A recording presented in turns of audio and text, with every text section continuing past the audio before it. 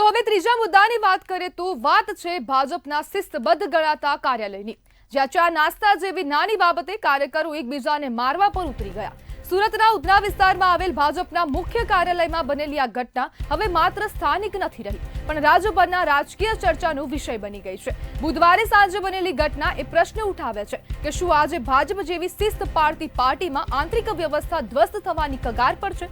ખજાનચી શૈલેષ જરીવાલા અને કાર્યકર દિનેશ સાવલિયા વચ્ચેની બોલાચાલી અને બાદમાં મારામારી એ દર્શાવે છે કે જૂથવાદ અને અહમના ટકરાવ હાલ ભાજપના ફાટા પર પણ અસર છોડી રહ્યા છે।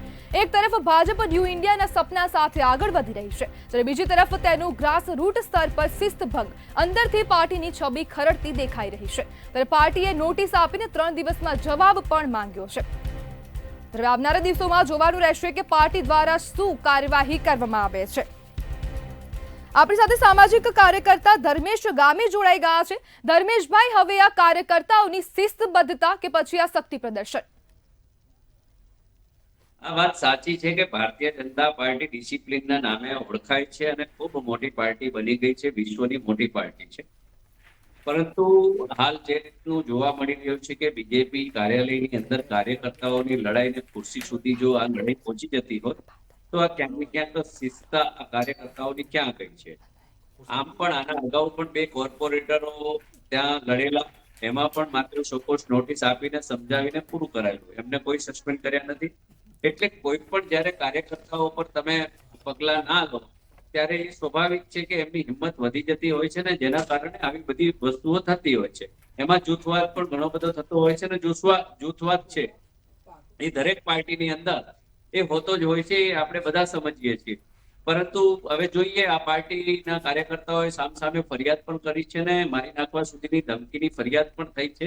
એક બાજુ 3 દિવસનો સમય પણ આપેલો, પરંતુ પાર્ટી જ્યારે પણ મોટી થતી હોય ત્યારે આ બધી વાતો આવતી હોય અને જૂથવાદની પરાકાષ્ઠાએ સી.આર. પાટીલ સાહેબ જ્યારે હતા પ્રદેશ અધ્યક્ષ ત્યારે થોડું કડકાઈ ભર્યું વલણ હતું અને એમનો જે શ્યામ દામ દત્તની ભેદની નીતિ હતી એના કારણે પાર્ટીના કાર્યકર્તાઓમાં ડર પણ હતો। પણ ક્યાંક ને ક્યાંક મને એવું લાગે છે કે આ પ્રદેશનું માળખું જે રીતના બદલાયું છે। ધર્મેશભાઈ, શું પાર્ટીના કાર્યકર્તાઓ બાજતા હોય તો પાર્ટીનું ભવિષ્ય શું?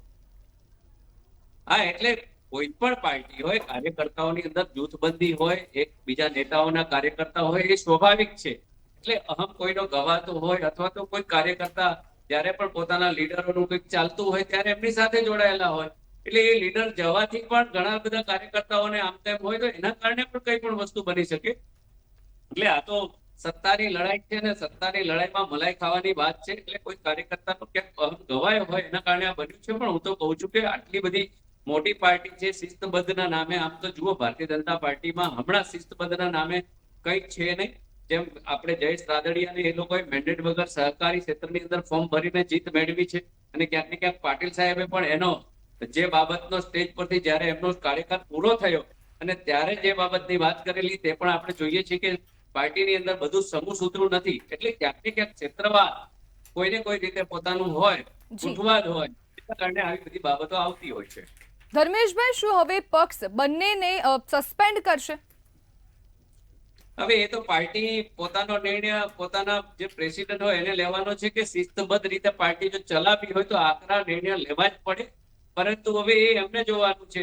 આપણે તો એક સામાજિક કાર્યકર્તા તરીકે એટલું જ કહી શકીએ કે પાર્ટીની અંદર શિસ્તબદ્ધતા રહેશે તો જ કાર્યકર્તાઓની અંદર ડર અને ભય રહેવો જોઈએ, અને ડર અને ભય રાખવો હોય તો તમારે સસ્પેન્ડ કરવા જ જોઈએ। પરંતુ ઘણીવાર એ પણ કઈ લોબીના વ્યક્તિઓ છે એના પર પણ ઘણું બધું ડિપેન્ડ હોય છે। જ્યારે ડેડ લોબી થઈ જતી હોય એનો કોઈ માણસ હોય તો એને તરત જ સસ્પેન્ડ કરી દેવામાં આવતો હોય, પરંતુ કરંટ લોબીનો કોઈ પણ વ્યક્તિ હોય તો એના પર પગલા નથી લેવાતા, એ પણ આપણે જોઈએ છીએ। એટલે ભારતીય જનતા પાર્ટીનું હાલ જે શાસન છે એમાં જે મંત્રી તરીકે આપ જુઓ કે બચ્ચુ ખાબડ છે, આટલા બધા ભ્રષ્ટાચારના આરોપો લગાયા છે, તેમ છતાં એને મંત્રી પદનું રાજીનામું પણ લેવામાં નથી આવતું।